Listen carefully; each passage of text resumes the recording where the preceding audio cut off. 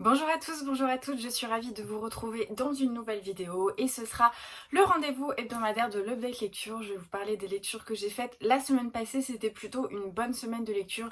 J'étais assez occupée donc j'ai pas beaucoup lu, mais en tout cas tout ce que j'ai lu m'a énormément plu, donc j'ai hâte de vous en parler. Et avant de démarrer la vidéo, n'oubliez pas de me laisser un petit pouce, ça me fera super plaisir et ça me donnerait beaucoup de motivation pour les vidéos à venir. On commence tout de suite avec un livre des éditions Hauteville que j'ai adoré. Ça s'appelle La librairie de Téhéran. Je vous l'ai montré en vlog quand je l'ai reçu. J'ai vraiment craqué dessus parce que il y a un travail éditorial qui est fait, qui est vraiment magnifique. C'est un très bel ouvrage. Vraiment, il est très très beau. Vous voyez, tout ça c'est doré et la thématique me plaisait énormément. On est en Iran dans les années 53 à Téhéran et on suit Roya, une jeune fille qui vit avec ses parents et sa sœur et qui est passionnée par la littérature, qui trouve du coup cette petite librairie de Téhéran où elle adore aller farfouiller, trouver la papeterie, les stylos plumes, les cahiers venus un petit peu de partout. Elle regarde tous les grands poètes persans, la littérature américaine, Fitzgerald, enfin bref. Elle se nourrit comme ça des mots un petit peu de tout le monde avec une préférence pour les poèmes de Rumi. Donc un poète iranien qui, je crois que c'est un poète d'ailleurs, peut-être que je dis une bêtise, si c'est le cas je suis désolée, je regarderai juste après la vidéo. Et un jour elle rencontre un jeune homme qui s'appelle Bahman, voilà, j'écorche pas son nom, qui s'appelle Bahman et qui a pour vocation de changer le monde. Alors on imagine bien qu'en Iran en 1953 il y a de quoi faire pour changer le monde et entre eux va se nouer un amour un petit peu hors du temps, comment dire, vraiment c'est quelque chose qui est évident. Au premier regard, aux premiers instants, aux réactions du corps, aux réactions du cœur, on sent que c'est une combustion instantanée et donc ils vont passer du temps ensemble.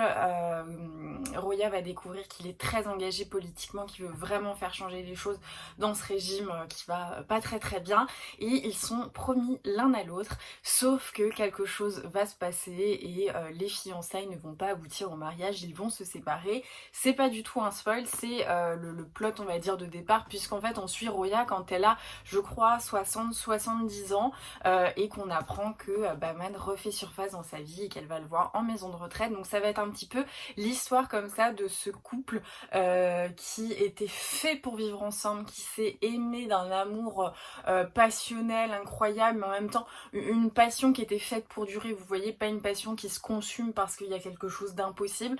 Mais bizarrement, alors que tout semblait aligné pour qu'ils soient ensemble, quelque chose s'est produit dans l'histoire et qui a fait que ils n'ont pas pu passer leur vie ensemble. C'était une très belle histoire d'amour. Vraiment, j'ai beaucoup aimé parce que il n'y a pas vraiment de choses extrêmement surprenantes, mais on est quand même tenu en haleine. On a envie de savoir ce qui s'est passé pour Bahman et Roya et tout simplement, au-delà du côté page turner, on a envie de savoir quelle est l'intrigue, etc. On a juste envie de se laisser conter cette histoire de deux amoureux comme ça dans l'histoire, dans une situation géopolitique un petit peu particulière, qui se sont séparés, qui se retrouvent presque 50 ans plus tard en Amérique dans une maison de retraite.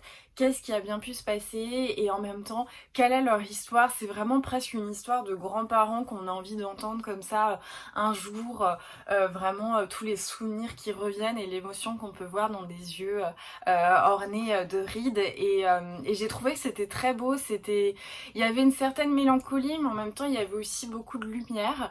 Il se passe des choses graves mais on n'est pas non plus affligé. Voilà, par exemple dans Tu seras une bonne fille dont je vous avais parlé, que j'avais beaucoup aimé pareil en Iran, il y avait quand même une lourdeur. Il y avait des fois où, et je pense que j'avais fait un petit disclaimer dans ma vidéo en disant, voilà, il y a certaines choses quand même qui sont un petit peu lourdes, qui peuvent être compliquées. Là, c'est pas vraiment le cas. Oui, il se passe des choses un peu graves qui marquent une vie, etc. Mais on n'est pas affligé en fait. On lit un récit historique parce qu'à l'époque de nos grands-parents, arrière-grands-parents ou que sais-je, ils avaient des vies qui étaient très loin de ce que nous on peut vivre en tout cas fois, ils étaient frappés par des catastrophes comme ça à chaque fois, liées par des dirigeants, des situations politiques, des guerres mondiales et tout ça. Donc c'était vraiment très intéressant, j'ai beaucoup aimé. La traduction elle était très belle, très juste, j'ai pas trouvé d'incohérence, j'ai trouvé que c'était vraiment fluide, enfin ouais, j'ai vraiment tout aimé, j'ai passé un très bon moment de lecture et je peux que vous le conseiller. Et puis c'est un bel ouvrage aussi à offrir parce que vraiment il est très très beau. Et voilà, encore une fois, confort de lecture des éditions Hauteville, moi j'adore. Le livre reste ouvert comme ça quand on le pose sur l'oreiller de lecture, sur tout ce que vous voulez, sur votre ventre, sur votre bureau. L'espacement est parfait, le papier est parfait. Moi, édition Hauteville, j'ai juste envie de lire ça en ce moment, mais je crois que je le dis à chaque lecture, donc je vais m'arrêter là. J'ai enfin sauté le pas et commencé L'Assassin Royal de Robin Hobb, donc première époque. Donc là j'ai lu L'Apprenti Assassin. Oui, c'est ça, c'est le premier tome. C'est mon amie Marion du compte Instagram Par un soir d'automne qui me l'a offert. J'en avais parlé, je crois, dans ma vidéo en fin d'année dernière où je parlais des sagas que j'avais hyper envie de commencer. L'Assassin Royal, ça fait un petit moment qu'il me tente énormément et je suis trop contente de l'avoir commencé. Alors là, vous voyez un petit marque-page, c'est d'ailleurs un marque-page que Marion m'a offert parce qu'en fait, dans ce tome, donc c'est une édition j'ai lu, je trouve très belle, les couvertures sont vraiment très belles. Vous avez 3 tomes en fait, donc c'est pour ça qu'il y a première époque, deuxième époque et je sais pas trop quoi après. Donc du coup voilà, je me suis pas fait les plus de 1000 pages d'un coup, je voulais vraiment faire le premier et puis ensuite continuer voilà, quand j'en aurais envie. C'était vraiment super. J'ai principalement écouté ce roman puisque j'ai travaillé sur un projet qui m'a pris à peu près 17 heures et du coup j'avais plus de podcast en fait en ligne qui était sorti, donc j'avais vraiment envie d'écouter quelque chose et voilà, j'ai écouté l'audiobook qui était conté par un homme avec une voix vraiment de conteur. Enfin, je trouvais que c'était vraiment très très bien et j'ai été hyper happée par cette histoire de fantasy ou fantastique, je sais toujours pas quoi dire. En fait, on suit... Est-ce que c'est marqué si c'est fantasy ou fantastique? Je ne sais pas. En fait, on suit Fitz. C'est un jeune garçon qui va être amené un peu par son grand-père, on pense, qui dit que voilà, c'est un bâtard et que c'est le fils du prince chevalier. Donc, Fitz est amené à Castelcerre. Au début, il a pas de nom. Et c'est Burick, on va dire, l'homme de main, la main droite de chevalier qui va recueillir Fitz, qui va s'en occuper et qui va lui donner d'ailleurs le nom de Fitz. Et donc on va le voir arriver en fait dans l'enceinte de ce royaume avec la découverte d'un univers, la découverte d'un mode de fonctionnement, de gens, de tout ça. Et petit à petit, Fitz va un petit peu faire son entrée dans ce monde-là parce que certes, c'est un bâtard, mais c'est quand même le fils du prince chevalier et donc on va essayer de lui enseigner certaines choses et petit à petit il va se rapprocher du roi qui va l'utiliser un petit peu pour lui donner un enseignement qu'il apprenne à endormir un homme sans le tuer ou à l'inverse le tuer sans laisser de traces ou à l'inverse toutes les techniques pour pouvoir récolter des informations sans avoir l'air un petit peu d'investiguer tout ça. Donc il va vraiment être formé. On ne sait pas trop à quel dessein, mais en tout cas, on sait qu'il sert le roi. Et on comprend plus de ça qu'il y a un entourage un peu politique de guerre qui arrive avec les Outriliens, avec les pirates rouges. Il y a beaucoup de magie parce que par exemple, certains villages sont attaqués et ils sont forgisés. En fait, les gens sont totalement déshumanisés. Ils sont pas morts, mais ils ont plus de sentiments, plus de réactions. Et donc, petit à petit, comme ça, on va un petit peu comprendre tous ces systèmes de magie. Il y a plusieurs aussi systèmes de magie, il y a l'art et le vif. Et par exemple, Fitz, on comprend qu'il est doté du vif, c'est vraiment au tout début parce que Burick l'en empêche et lui dit vraiment c'est une horreur le vif, tu ne peux pas faire ça, c'est une abomination. Je refuse que le fils du prince chevalier pratique le vif. En fait, Fitz peut se connecter à l'esprit des animaux, fusionner.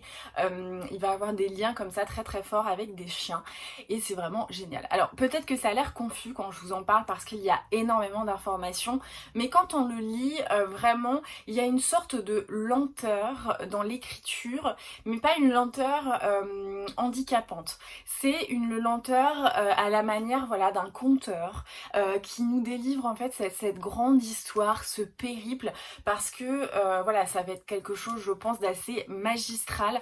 On va voilà, traverser les décennies, voir l'évolution de ce jeune garçon et voir aussi l'évolution de l'univers. Et moi, je suis vraiment très curieuse. J'ai vraiment faim de cet univers, de savoir l'art, le vif, quelle est la place de Fitz, parce qu'on comprend quand même qu'il est un petit peu particulier dans cette histoire, forcément. C'est aussi le héros qu'on suit.